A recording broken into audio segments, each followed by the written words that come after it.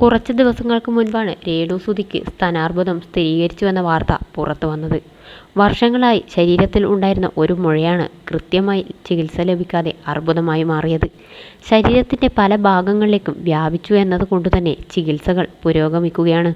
വളർത്തുമകൻ രാഹുൽ എന്ന കിച്ചുവിനെതിരെ രൂക്ഷമായി പ്രതികരിച്ച് രേണു രംഗത്തെത്തിയിരുന്നു. പതിവില്ലാത്ത ഊർജത്തോടെയായിരുന്നു 12 മിനിറ്റോളം ദൈർഘ്യമുള്ള വീഡിയോയിൽ രേണു പ്രത്യക്ഷപ്പെട്ടത്.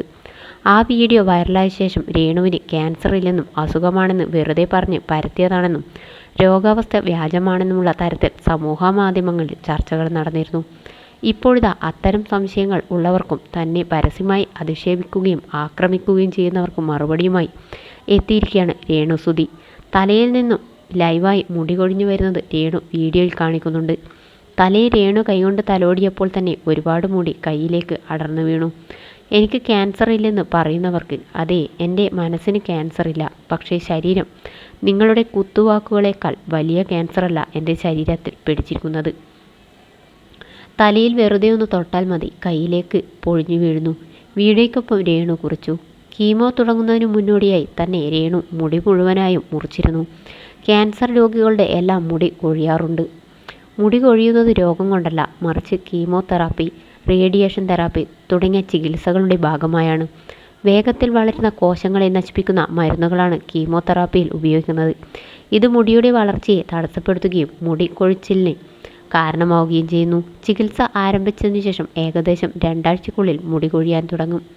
തലയിലെ മുടി മാത്രമല്ല, ശരീരത്തിലെ പുരികം, കൺപീലി തുടങ്ങിയ രോമങ്ങളും ഇതിൻ്റെ ഫലമായി കൊഴിഞ്ഞു പോകാം. രേണുവിൻ്റെ പുതിയ വീഡിയോ താരത്തിൻ്റെ ആരാധകരുടെ മനസ്സിൽ വേദന നിറച്ചു. നിരവധി പേരാണ് ആശ്വാസവാക്കുകളുമായി എത്തിയത്. സോഷ്യൽ മീഡിയ നമ്മളെ തളർത്തുന്നൊക്കെയും ഉയർത്തുകയും ചെയ്യും. ഇവരുടെ സഹതാപം സ്നേഹം നേടി ജീവിക്കേണ്ട കാര്യമില്ല. നമ്മുടെ സന്തോഷം, സമാധാനം, സ്നേഹം ഇതിൻ്റെയെല്ലാം താക്കോൽ ഈ പൊതുസമൂഹത്തിന് കൊടുത്താൽ അവർ രേണുവിനെ ഇഞ്ചിഞ്ചായി കൊല്ലുകയുള്ളൂ.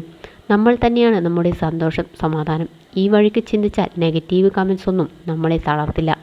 എല്ലാത്തിനും മറുപടി കൊടുത്ത് സ്വന്തം വില എനർജി കളയണ്ട, പ്രതികരിക്കുകയും വേണ്ട. സോഷ്യൽ മീഡിയ വല്ലപ്പോഴും ഉപയോഗിക്കുക, പാട്ട് കേൾക്കുക, പ്രാർത്ഥിക്കുക, മധുരം കുറയ്ക്കുക, മരുന്നുകൾ കഴിക്കുക, വേഗം സുഖമാകട്ടെ, കഴിയുമെങ്കിൽ അനാവശ്യ വിവാദങ്ങളിൽ നിന്ന് ഒഴിഞ്ഞു നിൽക്കുക, ക്ഷമിക്കാൻ കഴിയട്ടെ, സ്നേഹത്തിന് കണക്ക് വെക്കാതിരിക്കുക, സ്നേഹം കൊടുത്ത് സ്നേഹം വാങ്ങുക, പക്വതയോടെ ഇടപെടുക. ഇഷ്ടം കൊണ്ട് പറയുന്നതാണ്, ആർക്കും തെളിയിച്ചു കൊടുക്കാൻ വേണ്ടി ഒന്നും ചെയ്യേണ്ട രേണു. മാരകവിഷം ഉള്ളിലുള്ളവർ അങ്ങനെ പലതും പറയും. അവരുടെ അടുത്ത് അത് തെളിയിക്കേണ്ട കാര്യമൊന്നുമില്ല. ആരെന്ത് പറഞ്ഞാലും പ്രതികരിക്കേണ്ട. പ്രതികാരം നമ്മൾക്കുള്ളതല്ല, പ്രാർത്ഥനയുണ്ട്. എല്ലാം മാറ്റി ഈശ്വരൻ കാത്തുകൊള്ളും എന്നിങ്ങനെ നീളുന്നു രേണുവിനെ ആശ്വസിപ്പിച്ചു വന്ന കമൻറ്റുകൾ.